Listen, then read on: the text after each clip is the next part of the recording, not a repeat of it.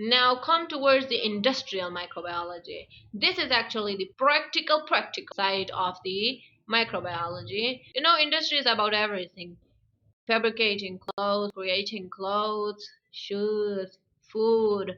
So why not microorganisms? Why not create an industry of microorganisms or microorganisms related industry? What we do actually is we use these microorganisms in the industry on large scale. We multiply them in a large amount, and these microorganisms actually work as labors to produce what we need. Take simple industry as an example. We have to create food, right? What do we need? We need actual workers, humans, to do that work. Or maybe in machines nowadays, we take humans and they make things we need in the industry. So in industrial microbiology, we take microorganisms and they create stuff for us on larger scales. There's an example and that is the use of the fungi, Aspergillus niger, and that creates the citric acid.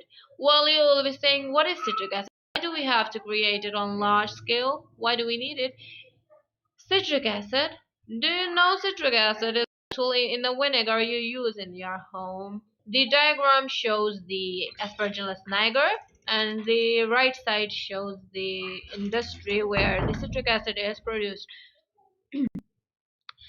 The middle part shows how we give sugar to that fungi, and it produces fructose 6-phosphate and then fructose 1,6-diphosphate, and then it produces pyruvic acid. This is actually the glycolysis process, and then it goes to the acetyl CoA and then goes to the Krebs cycle, right? And when it goes to the Krebs cycle, it produces the citric acid. We all know that the Krebs cycle has a component that is the citric acid. We can produce algae, the one that used as a dietary supplement in industries as well on higher scale. Actually, there is an interesting thing about industrial microbiology, and that is, the microorganisms. Actually, it is in combination with the genetic engineering, since these uses the microorganisms to degrade the plastics that are contaminating our whole world and cannot be digested, regenerated, or degraded in any case possible. So we use the microorganisms for that.